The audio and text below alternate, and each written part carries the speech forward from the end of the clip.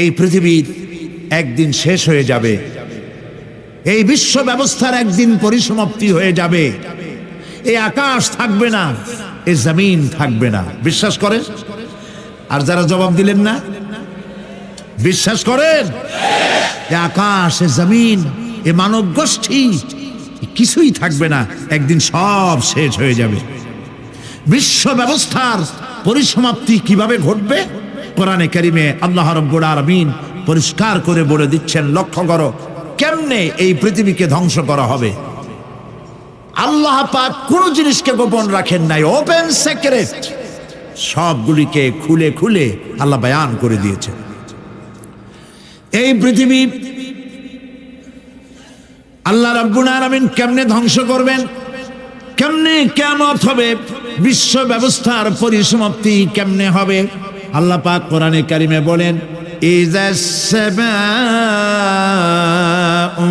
ফাতারাত ওয়া ইযাল কাওয়াকিবু তাসারাত ওয়া ইযাল বিহারু ফুজ্জিরাত ওয়া ইযাল কুবুরু বু'সিরাত।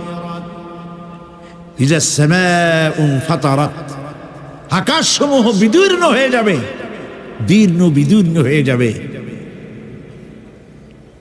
কাতাইয়িস সিজিল্লি লিল কুতুব, কিতাবের পৃষ্ঠা যেমন একটার উপরে একটা পড়ে, শুনতেছেন কথা?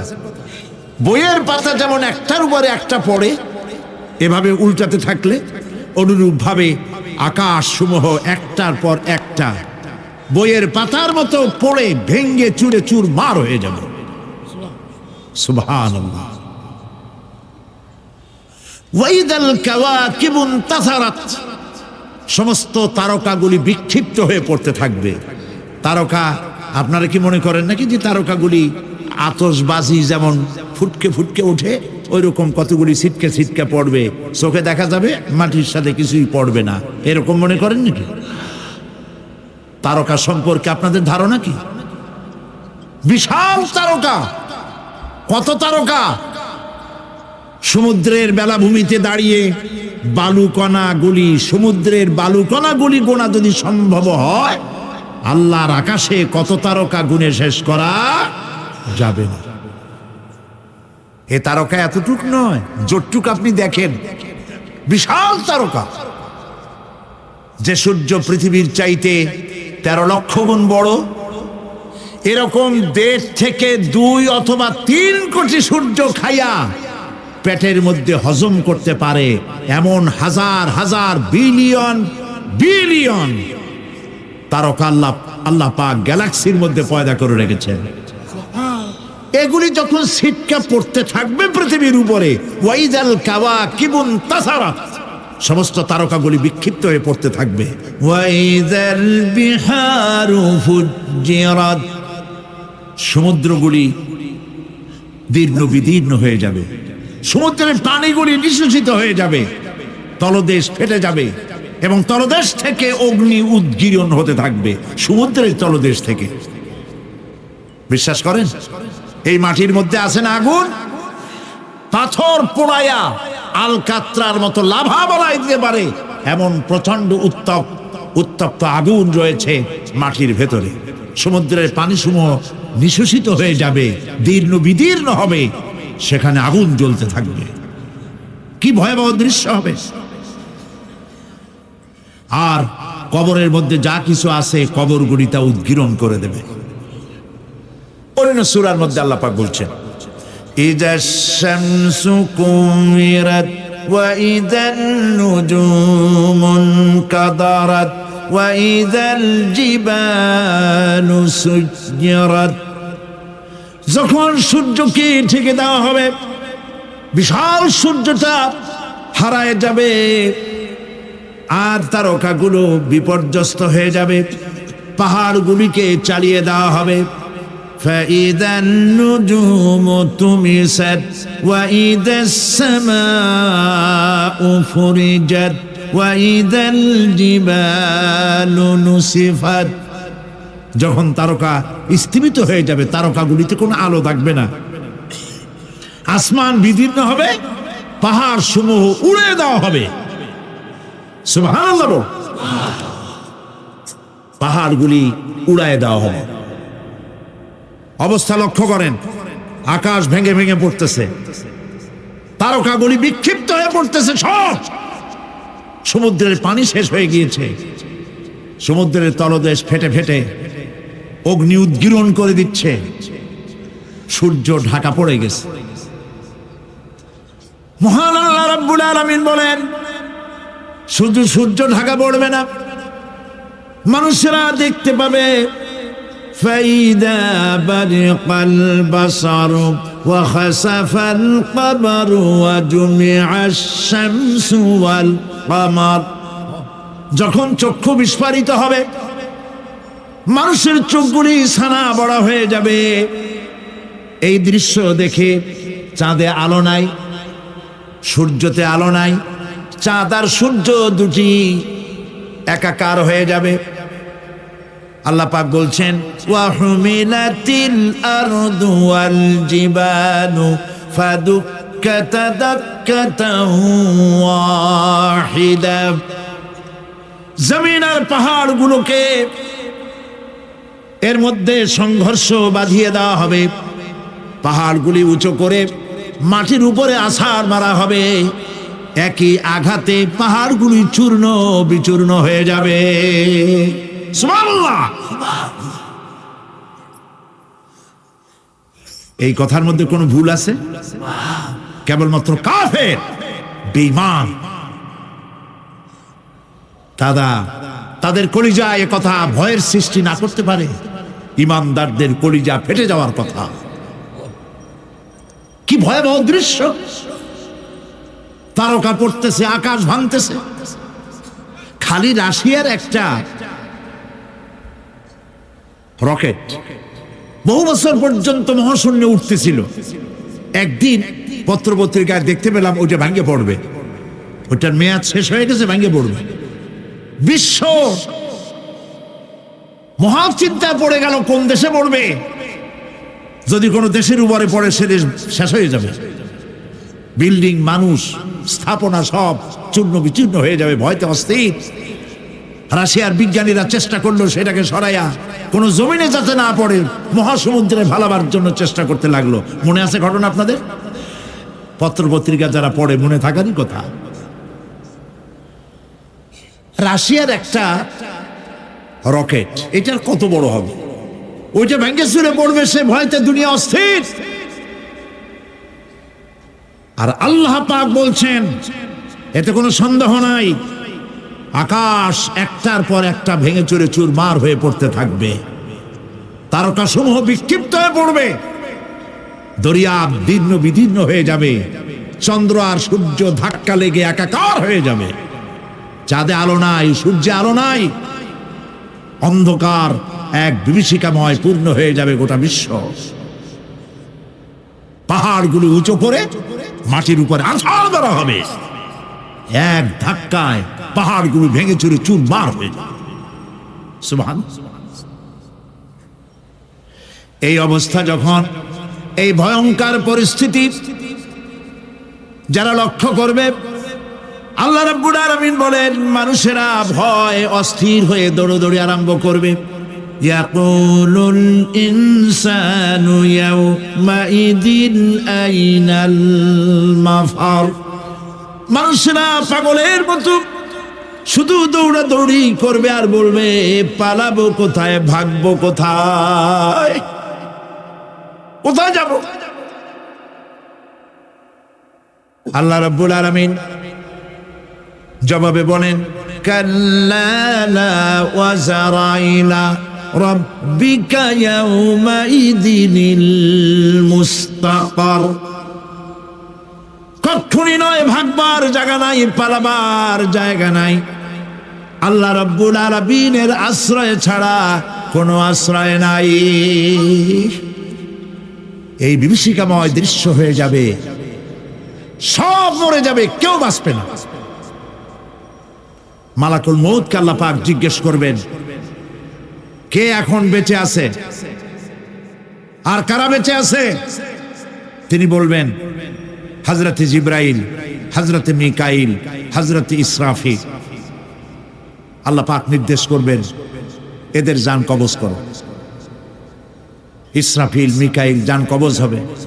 হযরতে জিবরাইল আমিন শাদীদুল কুওয়া, প্রচন্ড ক্ষমতা আল্লাহ তাকে দান করেছেন, সুবহানাল্লাহ বলেন। দুনিয়ার সব নবীদের কাছে বাণী বহন করে নিয়ে আসছেন পূর্ণ অথেন্টিসিটির সাথে, সুবহানাল্লাহ। আল্লাহ পাক যাকে বলেছেন রূহুল আমিন,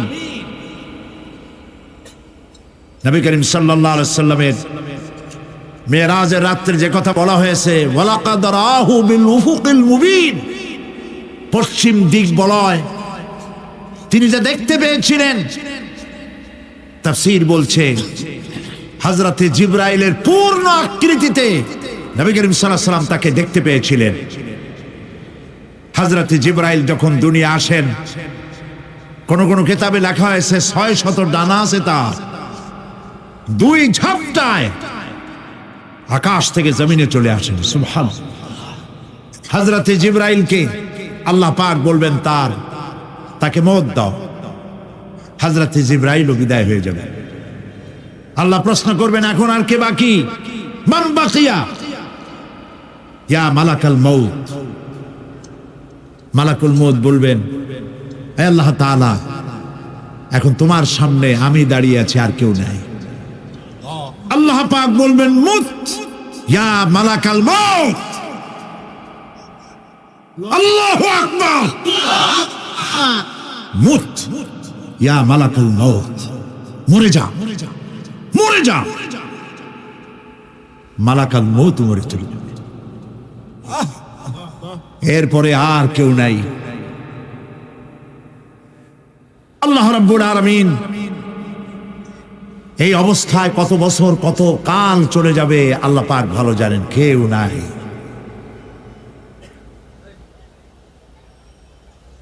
আজকের রাজত্ব কার?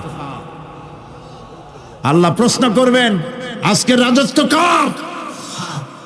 আল্লাহ পাক আওয়াজ দিবেন, বলবেন, আজকের রাজত্ব কার? কোন জবাব নাই, আকাশের নাই, জমিনের নাই, আকাশও তো নাই, কারো কোনো জবাব নাই। আল্লাহ পাক বলবেন, লিল্লাহি ওয়াহিদুল কাহ্হার।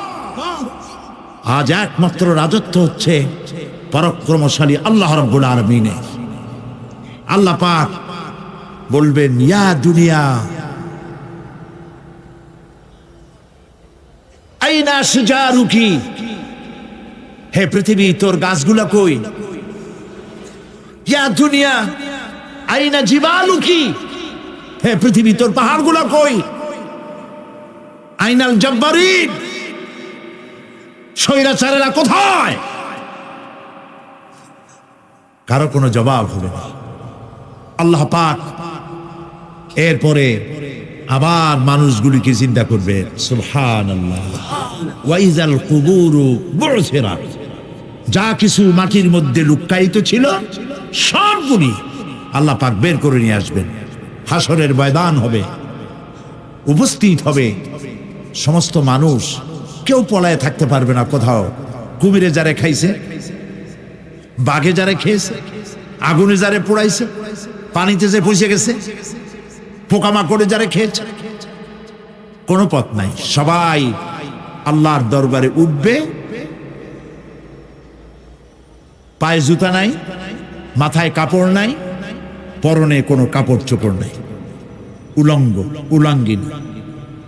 উম্মুল মুমিনিন হযরতে আয়েশা সিদ্দিকা রাদিয়াল্লাহু তাআলা আনহা, নবী করিম সাল্লাল্লাহু আলাইহি ওয়াসাল্লামের জবান মোবারকে এটা শুনে কেঁদে ফেললেন, বললেন, ইয়া রাসূলুল্লাহ, আমারও কি সেই অবস্থা হবে? তিনি বললেন, হ্যাঁ। উম্মুল মুমিনিন বললেন, ইয়া রাসূলুল্লাহ, তখন কি আমার শরম হবে না? আল্লাহর নবী বললেন, কিয়ামতের এই বিভীষিকাময় দৃশ্য দেখে মানুষ মানুষের দিকে তাকাবার কোনো হুঁশ থাকবে না। সব মানুষ উপরের দিকে তাকায় থাকবে, নিচে তাকাবার কারো কোনো ক্ষমতা থাকবে না। মানুষ অস্থির হয়ে যাবে। সেই হাসরের ময়দান, বিচারক আল্লাহ রাব্বুল আলামিন প্রত্যেকটি মানুষকে তার কৃতকর্মের জন্য হিসাব দিতে হবে। আল্লাহ রাব্বুল আলামিন বলেন, পরকালীন জীবনের ব্যবস্থাপনাটা কেমনে হবে শোনো। ইন্নাস সামআ ওয়াল বাসারা ওয়াল ফুআদা কুল্লু উলাইকা কানা আনহু মাসউলা। কিয়ামতের দিন প্রত্যেকটি মানুষকে তার শ্রবণ সম্পর্কে, তার দৃষ্টি সম্পর্কে আর অন্তঃকরণের কল্পনা সম্পর্কে প্রত্যেকটি ব্যাপারে আল্লাহ পাক জিজ্ঞাসা করবে। কান দিয়েছিলাম, কি শুনেছো? যা শুনছো তা আমল করেছো কিনা? আমার নিষেধ করা জিনিসগুলি শুনছো নাকি? কানের জবাব দিতে হবে। কান আল্লাহ পাক দিয়েছেন, সুবহানাল্লাহ। আল্লাহ পাক দিয়েছেন কান। এই কান দুটো যার নাই, কান আছে শুনতে পায় না, কত বড় কষ্টে আছে সে। মানুষে চিল্লায় কথা কয়, সে বুঝেই না। আছে না এমন? এই কানের সম্পর্কে প্রশ্ন করা হবে, শ্রবণ সম্পর্কে, দর্শন সম্পর্কে প্রশ্ন করা হবে। যা দেখতে নিষেধ করেছি সেগুলো দেখছো নাকি? এর শুকরিয়া আদায় করেছো নাকি? দুটি চোখ, এর শুকর আদায় করা কি সম্ভব ভাই? আদায় করা সম্ভব? এই দুটি চোখ যদি না থাকতো, আমার গর্ভধারিণী মাকে দেখতে পারতাম না। এই সুন্দর চোখ দুটি যদি আল্লাহ না দিতেন, আল্লাহর এই সুন্দর সৃষ্টি দেখা থেকে বঞ্চিত হয়ে যেতাম। আল্লাহকে বলি, মনিব, হে বিশাল আকাশের মালিক, তুমি দয়া করে না চাইতে আমাদের শরীরে যা দিছো নিয়ামত, মৃত্যুর আগে ছিনায় নিও না। দুটি চোখের শকর আদায় করতে পারবো না। চোখের মধ্যে পানি আছে, কান্নার পানি না, সবসময় চোখে পানি আছে। চোখে আমরা পলক দেই না? কত কুদরত আল্লাহ পাকে। এই পৃথিবীতে দিনে রাতে অসংখ্য পলুয়েশন, রোগ জীবাণু সমানে উঠতেছে। এখন যদি মাইক্রোস্কোপ যন্ত্র এখানে থাকতো, তাহলে দেখতেন এই পরিবেশটা কত দূষিত, কত পলুয়েশন, কত জার। এগুলি নাকের মধ্য দিয়ে পেটে যাচ্ছে, চোখের মধ্যে ঢুকতেছে। ক্রমাগত চোখের ভিতরে ধুলাবালি ঢুকবে, আর পরিষ্কারের কোনো ব্যবস্থা যদি না করা হয়, চোখের দৃষ্টি নষ্ট হয়ে যেতে পারে। এই জন্য আল্লাহ রাব্বুল আলামিন চোখের ভিতরে মেডিসিন রূপী এক প্রকারের পানি রেখেছেন, আর অটোমেটিক চোখের পাতা ওঠানামা করে প্রতি মুহূর্তে চোখকে ক্লিন করে দিতেছে। এই চোখ সম্পর্কে আল্লাহ রাব্বুল আলামিন প্রশ্ন করবেন, অন্তঃকরণ সম্পর্কে প্রশ্ন করবেন। জবাব দেওয়া সেদিন বড়ই কঠিন হয়ে যাবে। এই জন্য আল্লাহ রাব্বুল আলামিন দুনিয়াবাসীকে সতর্ক করে দিচ্ছেন।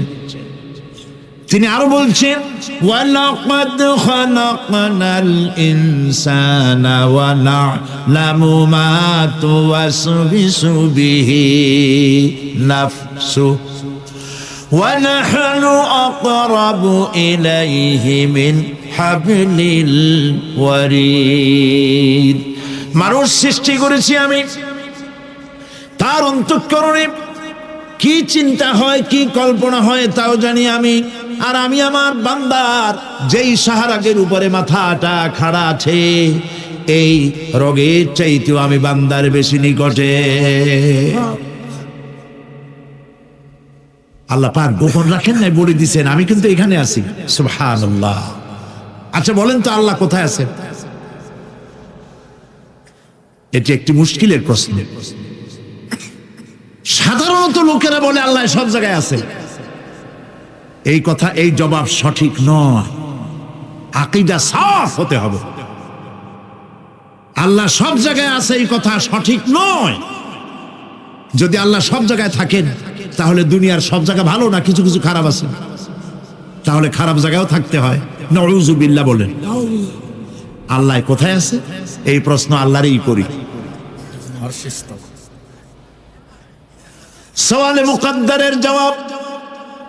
পৃথিবীর মানুষ আল্লাহকে প্রশ্ন করবে তুমি কোথায় আছো? রব্বুল আলামিন প্রশ্ন করার আগে জবাব দিয়ে দিয়েছেন, আর রাহমানু আলাল আরশি ইস্তাওয়া। আল্লাহ পাক আরশে আজিমে আছেন। কোথায় আছেন বলে?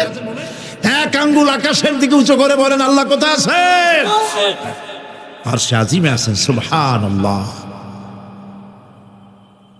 তবে আরশে আজিমে আছেন যে অবস্থা এমন নয় যে তিনি সাংঘাতিক রকমের কুয়াশার কারণে বাংলাদেশে কি হইতেছে তা দেখতে পান না। সে আল্লাহ রাব্বুল আলামিন সব কথা পরিষ্কার করে বলেছেন, আমি তোমার ঘাড়ের কাছে। তার মানে আল্লাহর ইলম, তার নজর, তার সামা এবং তার বাসার, তার দেখা, তার শোনা, তার ইলম সবটা আমাকে ঘিরে আছে, আমি তার বাইরে নাই। আল্লাহ মানুষকে সতর্ক করতেছেন, মা ইয়ালফিযু মিন কাওলিন ইল্লা লাদাইহি রাকীবুন আতীদ। মানুষ এমন কোন কথা বলে না যা আমার ফেরেশতারা রেকর্ড করে না রাখে। যা করো তাও লেখা হয়, যা বলো তাও লেখা হয়ে যায়। দুনিয়ায় গোয়েন্দা বিভাগ আছে, আমার দেশে গোয়েন্দা বিভাগ আছে না? কি নাম কত? দুই একটা আন্দাজে কইলো আছে। CID, DIB, DFI, army intelligence, কত রকম গোয়েন্দা আছে, কত বাহিনী আছে, আপনি টের পাবেন না। পাগড়ি একটা বান্ধি আপনার সামনে বসা, আপনি বুঝবেন না যে আপনার আমলনামা রেকর্ড করতেছে ওখানে বসে। আপনি তো মনে করেছেন দরবেশ সাহেব 6 সেল্লা দিয়ে আসছে, কিন্তু তিনি গভর্নমেন্ট অফিসার, আপনার সর্বনাশ করতেছেন, আপনি টের পাচ্ছেন না। এই যে যদি মানুষের রাষ্ট্র ঠিক রাখার জন্য দুনিয়ার সরকারের দরকার হয়, তাহলে আল্লাহ পাকের এই বিশাল সাম্রাজ্য রক্ষা করার জন্য আল্লাহর গোয়েন্দা বিভাগ নাই? আল্লাহ রাব্বুল আলামিন তার গোয়েন্দা বিভাগ কাজ করতেছি, আমরা বিশ্বাস করি না, আমরা বুঝতে পারি না, যার জন্য অন্যায়ের মধ্যে লিপ্ত হয়ে যাই। একবার আমি লন্ডন থেকে লন্ডন শহরে রাত্রে যাচ্ছি, রাত 2টা-2:30 হবে। প্রতিমধ্যে রেড সিগন্যাল জ্বলল, গাড়িটা থামাই দিল, সামনে আর গাড়ি টাড়ি নেই। আমি ড্রাইভারের বললাম যে গাড়ি টাড়ি তো নাই সামনে, আমরা তো ইচ্ছা করলে যেতে পারি। ড্রাইভার বলল পারি, কিন্তু যাব না। কেন যাবেন না? বলল যে এই সিগন্যালের সাথে ক্যামেরা আছে, অটোমেটিক ক্যামেরা। আমি যদি এখান থেকে এটাকে ক্রস করি তাহলে আগামীকাল কোর্ট থেকে আমার নামে চিঠি আসবে। রাত 2:45, এই রঙের গাড়ি, এত নাম্বার গাড়ি, এবং আপনার চেহারা শরীফ এই, আপনি রাত 2:45 সময় রেড সিগন্যাল অমুক এলাকা থেকে ক্রস করেছেন, মেহেরবানি করে কোর্টে আসেন আর জরিমানা দিয়ে যান। এই লোকটি এইখানে ক্যামেরা আছে, এটা চোখে দেখছে, সেই জন্য বিশ্বাস করল। কিন্তু এই ক্যামেরায় স্ন্যাপ নেওয়ার জন্য কোনো ক্যামেরাম্যান নাই, অথচ গাড়ি ক্রস করলেই, ওভার স্পিড করলেই ছবি তুলে ফেলবে। এই বুদ্ধিটা কে দিছেন? যিনি এই বুদ্ধিটা দিলেন তার কাছে এমন কোনো বুদ্ধি নাই যে আপনার আমার অনবরত অটোমেটিক ক্যামেরা দিয়া জীবনের সব কিছু আমাদের ধরে রাখে, এরকম কোনো ক্যামেরা থাকতে পারে না। পারে কি না? পারে। কিন্তু আমাদের কপাল খারাপ। ওই যে সিগারেটের প্যাকেটে লেখা আছে সংবিধিবদ্ধ সতর্কীকরণ, ধূমপান স্বাস্থ্যের জন্য ক্ষতিকর। প্যাকেটে লেখা আছে, হাতের মুঠায় ধরিয়া সিগারেট ধরে টান মারিয়া উপরে ফু দিয়া তাকায় দেখে পূজায় কদ্দুর। ওইখানে ক্যামেরার সাথে কোনো মানুষ নাই, ক্যামেরা আছে তাই বিশ্বাস করে, কিন্তু আল্লাহর ক্যামেরাগুলি চোখে দেখে না। ওখানে যেমন রেড বর্ডার আছে, আল্লাহ রাব্বুল আলামিন জীবনের প্রত্যেকটি মোড়ে মোড়ে রেড বর্ডার লাগায় দিয়েছেন। জেনা করো না, একটি রেড সিগন্যাল। মদ পান করো না, আরেকটি রেড সিগন্যাল। মিথ্যা কথা বলো না, আরেকটি রেড সিগন্যাল। অহংকার করো না, আরেকটি রেড সিগন্যাল। বউকে বেপর্দা করো না, আরেকটি রেড সিগন্যাল। সুদ খেও না, ঘুষ খেও না, আরেকটি রেড সিগন্যাল। অসংখ্য রেড সিগন্যাল দিয়ে আল্লাহ পাক বলছেন তিলকা হুদুদুল্লাহ, এই হচ্ছে আল্লাহর বর্ডার, ফালা তাতাদুহা, অতএব আল্লাহর বর্ডারকে ক্রস করো না। কে নিষেধ করেছেন? কে নিষেধ করেছেন? মানুষেরা বিশ্বাস করে। আল্লাহ রাব্বুল আলামিন কোরআনে কারীমের মধ্যে বলছেন ইয়ালামু খায়িনাতাল আ'য়ুনি ওয়া মা তুখফিস সুদূর। তোমার কথাগুলি রেকর্ড হয়, তোমার কাজগুলি রেকর্ড হয়, এমনকি তোমার মনের ভিতরে যে কল্পনা হয় সেগুলো রেকর্ড হয়। আর চোখে কি লুকোচুরি খেলে আল্লাহ তাও জানতে পারে। সানগ্লাস পরে চোখের ফাঁক দিয়া কারে দেখো, কেউ টের পায় না। টের পায় কে? জোরে বলেন আল্লাহ। মহান আল্লাহ রাব্বুল আলামিন বলেন কোন গুনার কাজ করে, কোন সামান্যতম গুনার কাজ করেও এড়াতে পারবে না, এবং সামান্যতম ভালো কাজ করলেও তার পুরস্কার থেকে মাহরুম হবে না। আল্লাহ পাক বলেন ওয়া ইন কানা মিসকালা হাববাতিন মিন খারদালিন আতাইনা বিহা ওয়া কাফা বিনা হাসিবিন। একটি সরিষা পরিমাণ আমলকেও আল্লাহ পাক কিয়ামতে হাজির করবেন। হিসাব নেওয়ার জন্য আল্লাহ পাক বলেন আমি যথেষ্ট। সুবহানাল্লাহ। হিসাব নেওয়ার জন্য আল্লাহ পাক যথেষ্ট। হযরত ওমর রাদিয়াল্লাহু তাআলা আনহু আমিরুল মুমিনিন, খলিফাতুল মুসলিমিন হযরত ওমর ইবনুল খাত্তাব বলেন রাদিয়াল্লাহু তাআলা আনহু। সুবহানাল্লাহ। কোথা থেকে আল্লাহ কোথায় নিয়ে গেছেন? নবীর হত্যা করতে আসছিলেন, আর আল্লাহ তারে কোথায় নিয়ে গেছেন? সুবহানাল্লাহ। নবীজি বলেছেন লা নাবিয়্যা বাদি ওয়ালা রাসূলা, আমার পরে নবীও হবে না, রাসূল হবে না। যদি কেউ নবী বা রাসূল হইতো, কে হইতো? ওমরে আল্লাহ নবী বানাই দিতেন। সুবহানাল্লাহ। সেই ওমরের কতটুকু জানি আমরা? অনেক কিছুই জানি না। হযরত ওমর রাদিয়াল্লাহু তাআলা অন্ধকার রাত্রে একদিকে যাচ্ছিলেন, পেছনে কিছু লোক ছিল। হঠাৎ করে তিনি প্রশ্ন করলেন, আচ্ছা তোমাদের মধ্যে কেউ কি বলতে পারো কোরআনে কারীমের মধ্যে সব থেকে হতাশা ব্যঞ্জক আয়াত কোনটি? অন্ধকারের ভেতরে একজনে জবাব দিলেন ফামান ইয়ামাল মিসকালা যাররাতিন খায়রান ইয়ারাহ ওয়া মান ইয়ামাল মিসকালা যাররাতিন শাররান ইয়ারাহ।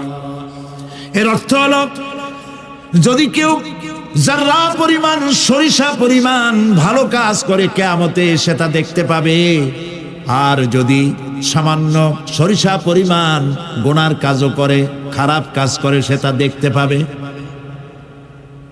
এই আয়াতটি যখন নাজিল হয়, এই সূরা যখন নাজিল হয়, হযরতে আবু সাঈদ খুদরি রাদিয়াল্লাহু তাআলা আনহু তিনি রাসূলুল্লাহকে প্রশ্ন করলেন, ইয়া রাসূলুল্লাহ, আল্লাহ যে আয়াত নাজিল করলেন কিয়ামতের দিন আমি কি আমার এমনকি ছোট্ট পাপও কি দেখতে পাবো? আল্লাহর নবী বললেন আল্লাহ বলেছেন অবশ্যই দেখতে পাবা। হযরত আবু সাঈদ খুদরি রাদিয়াল্লাহু তাআলা আনহু চিৎকার করে কেঁদে উঠলেন, বললেন তাহলে তো আমি মরেই যাব। আমার ছোট্ট পাপটাও যদি আমি দেখি কিয়ামতে, আমি তো মরে যাব।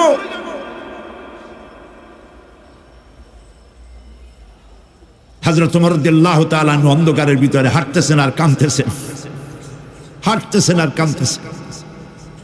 কিছু দূর অগ্রসর হয়ে তিনি প্রশ্ন করলেন, আচ্ছা কেউ কি বলতে পারো কোরআনে কারীমের মধ্যে সব থেকে আশা ব্যঞ্জক আয়াত কোনটি?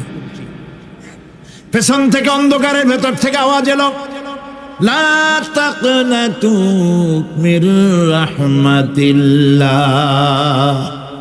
আল্লাহ রহমত থেকে, দয়া থেকে নিরাশ হয়ে যেও না, হতাশ হয়ে যেও না।